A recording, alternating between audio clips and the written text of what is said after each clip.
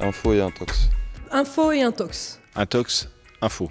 Passion, loisir, pour le public, on est clairement là-dedans. Mais au final, moi, c'en est mon métier, donc c'est pour ça qu'on est dans un entre-deux. J'ai choisi mon métier parce que j'étais passionné de sport. Maintenant, ce n'est pas qu'une passion. Ça nécessite une expertise qu'on va acquérir avec le temps, avec la formation, avec l'apprentissage du métier. On le prend tous comme une passion et un loisir et c'est aussi pour ça qu'on a voulu faire ce métier-là. Maintenant, on a une pression de résultat, on a une pression de performance et on a tout un club qui repose sur nos performances sportives en fait.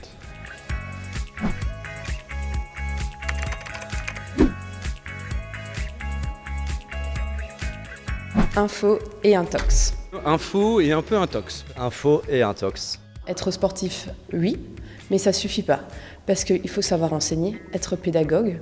Après, il faut être diplômé aussi. C'est vraiment les diplômes et la certification qui va faire qu'on peut enseigner ou pas. Aujourd'hui, la pratique de l'encadrement de public, c'est des pratiques qui sont réglementées. On ne peut pas tout faire. On ne peut pas faire ce qu'on veut, où on veut, avec qui on veut. Il faut rentrer dans un certain cadre et le premier cadre, c'est d'être un entraîneur ou un encadrant diplômé et de bénéficier de ce qu'on appelle une carte professionnelle qui est délivrée par la direction régionale sous tutelle du ministère Jeunesse et Sport. Il faut donc essayer d'avoir une vision qui est beaucoup plus globale que sa simple pratique personnelle. Pour ça, les écoles permettent de justement travailler sur les sciences humaines en travaillant sur la psychologie, sur la physiologie, l'anatomie ou encore la pédagogie plus tard à l'ESP.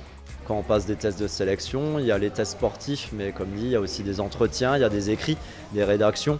Il faut quand même savoir rédiger, faire des rapports sportifs.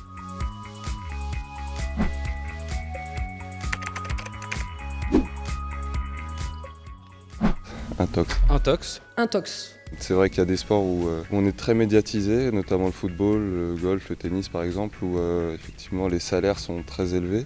Maintenant, ce n'est pas le cas de tous les sportifs. Le handball, on a la chance d'avoir une médiatisation qui est grandissante en ce moment.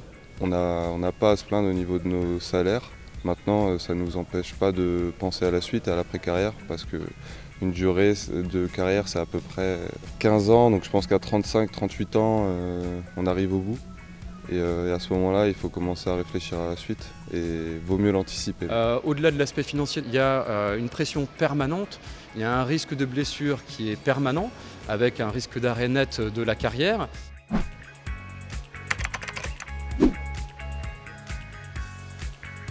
Intox. Intox. Intox. Il y a différentes possibilités pour accéder au métier d'entraîneur, préparateur physique ou des métiers du sport.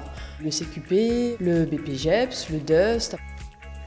Après le bac, un jeune peut directement se présenter sur les centres de formation, passer les tests de sélection et directement passer ses diplômes sans passer par STAPS et effectuer à ce moment-là des formations qui sont maintenant beaucoup en alternance. Je pense au CFA Formas notamment, qui prépare au métier du sport et de l'animation. Je pense aussi aux diplômes fédéraux et aux diplômes du ministère, les BE. Et je crois aussi qu'on peut inverser la question en disant qu'on peut avoir besoin de beaucoup de compétences qui sont complètement indépendantes du parcours STAPS aujourd'hui dans le monde du sport, que ce soit dans la communication, que ce soit dans le marketing, dans la vente, dans les réseaux sociaux, dans les RH.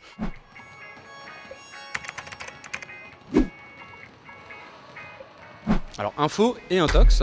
Info et intox. STAPS permet effectivement de passer le CAPEPS, qui est le concours de professeur de PS, mais STAPS permet de travailler dans différentes filières, comme la filière APA, activité physique adaptée, comme la filière management, qui va concerner le marketing et la vente, la filière entraînement, pour travailler dans un club ou dans une fédération sportive, la filière ergonomie et performance, pour travailler dans des bureaux d'études de recherche et développement, dans le textile par exemple. Moi j'ai fait STAPS et je ne suis pas professeur d'EPS. Moi je suis éducatrice sportive spécialisée. À l'issue de STAPS, on peut avoir des postes comme le mien, plus de chargé de développement dans les ligues ou même chargé de marketing dans des industries sur le sport ou chez des grandes marques. Mais voilà, en tout cas, STAPS, c'est pas du tout réduit à professeur d'EPS comme issue.